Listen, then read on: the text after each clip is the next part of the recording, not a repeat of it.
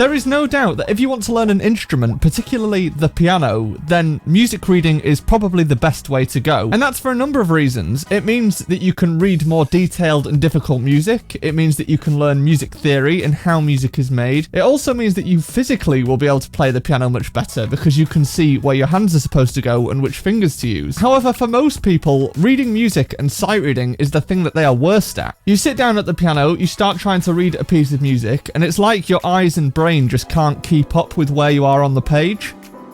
And this can be incredibly frustrating, and it can lead people to say things like, I hate reading, or I don't want to learn how to read, I just want to be able to play the piano. But everyone knows that if I could magically click my fingers and you could immediately read any piece of music, then you would take it. So it's not that you don't want to be able to read and sight read music, it's just that it's difficult. But it actually doesn't have to be if you go about it the right way. So in today's video, I'm going to give you 5 reasons why you might be so bad at reading music, and most importantly, how to fix them. Number 1, you play too fast. When you first start trying to read or sight read a piece of music, the temptation can be to try and get it up to a performable level as quickly as possible. You want to start playing and immediately be able to hear the song. But for a lot of people, pieces and songs that they want to be able to play are probably too hard. And if you're trying to read or sight read that piece of music, you're probably not going to be able to do it at the performable speed. So if you want to play certain pieces of music, then slow them down. Play it at half speed. Play it at a speed that gives you too much time to find the notes rather than too little time to find the notes. And a really good way of doing this is playing with a metronome or a backing track that's at half speed. The one thing you don't want to be doing is playing at a speed where you're constantly failing for 2 reasons. Firstly, if you keep playing wrong notes, then you're not going to get better. But also, it can be incredibly demotivating, and this is precisely what leads to people saying that they don't like sight reading, because who really wants to sit at the piano and keep getting things wrong? So slow everything down so that you can get it right. If you find it really hard playing a song that you know at half speed because you feel like it doesn't sound like the song, then a way to combat that is to play songs that you don't even know. If you're playing songs that you don't know, then you have no expectation as to how it's supposed to sound, and you are really testing your sight reading ability. There are thousands of pieces of music out there, and you can pick literally anything. And I know that most people are going to want to play songs that they know, but you can either pick a song and learn it over a longer period of time if you want to learn a song that you like, and that way you can go through that song in small sections. But then you can use lots of songs or pieces that you don't know in order to practice getting really good at reading, and you can play easier songs at a slower speed. Another way that you can slow your playing down is by counting out loud. When you count out loud, you're kind of forced into making sure you know how to read the rhythm of a piece of music. So if you can't count out loud, then you know that you're definitely going too fast. The second reason that you might not be very good at reading is because you rely on your ears too much. Now, this might not be everyone. It really depends on what type of player you are and what your abilities are. But I know that a lot of people who are very good at listening to songs and picking things up or working out chords on the piano, they also tend to be the people that aren't very good at sight reading. Come on, Barbie, let's go party.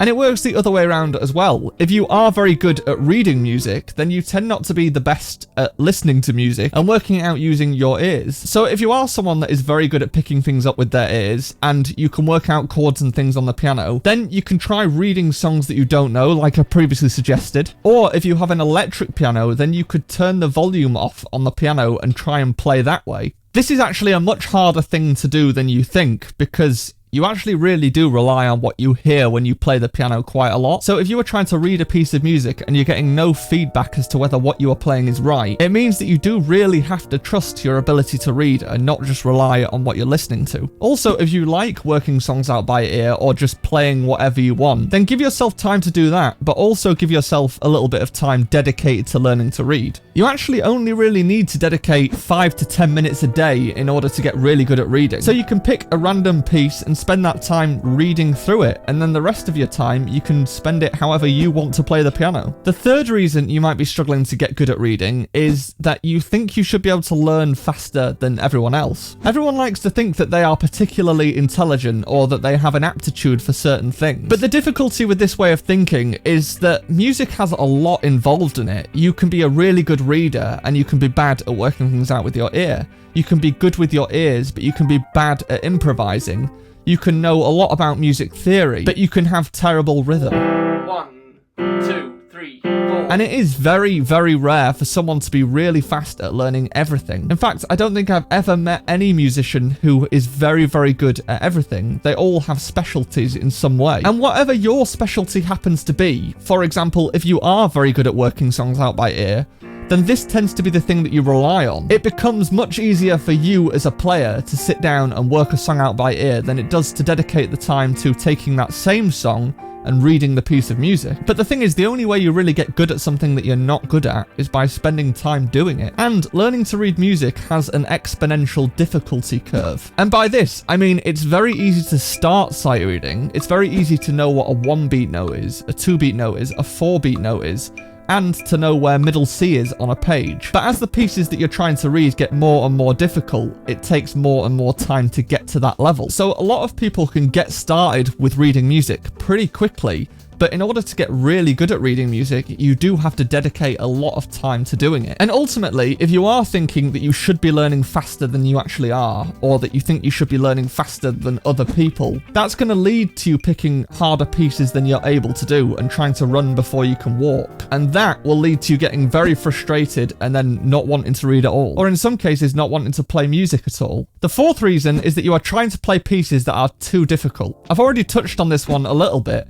but usually people's sight reading ability is at most 2 grades lower than their learning ability. And by this, I mean if you are looking at a piece of music and you think that you could nail that piece of music in a couple of weeks, then that's too difficult for sight reading purposes. It's best to think of there being 2 categories of types of music that you will learn. One category is the type of piece that you're going to learn over a longer period of time and you're going to try and really nail. And the other category is a type of piece that you're just going to sit down and read once. The type of piece that you're going to sit down and read only once is the type of piece that is going to be about 2 grades at the most lower than the type of piece that you're going to learn over a longer period of time. For example, if you look at a piece of music like this piece of music, if that looks like the type of piece of music that's going to take you a couple of weeks to learn, then you might need a version of the piece of music that looks like this for sight reading purposes. So the best way to combat you trying to play pieces that are too hard is to find pieces by level, not by if you like the piece or not. Although there are lots of different versions of every song, so I'm sure you can find a version of a song that you want to do that's at the right level. There are lots of ways that you can find pieces of music by level, and one of those ways is by using the sponsor of today's video, which is Tomplay. All of the sheet music used in today's video is from Tomplay. They have a library of over 70,000 pieces of music, and not only can you find pieces of music on Tomplay by difficulty, so you can find pieces of music that are at your level, but each piece of music is interactive, so you can play along to a backing track, or you can play along to a metronome, and you can even slow down or speed up the piece of music.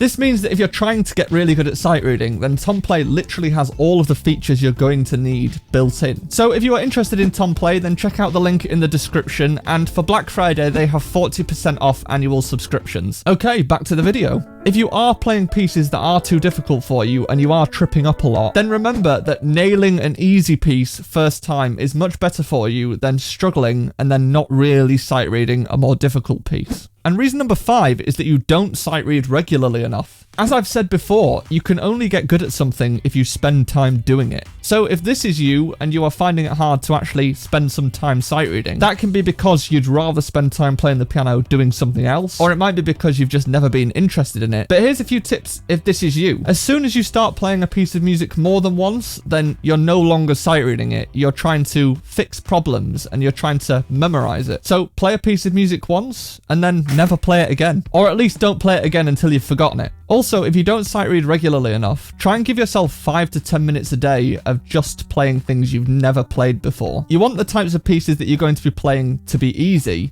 but to be honest, if you are doing 5 to 10 minutes of sight reading new things every day, no matter what the difficulty is, you will get better. And remember that there is a difference between reading and sight reading. Reading is something that you're going to be learning for a longer period of time, over several weeks or months. And sight reading is seeing a piece for the first time and being able to read it immediately. And good sight reading leads to good reading. If you have improved your sight reading and have any other tips, or if you can relate to any of these problems, then let me know in the comments. And if you want to see my reaction to a 1 year of piano progress video, then check out this video and I will see you there.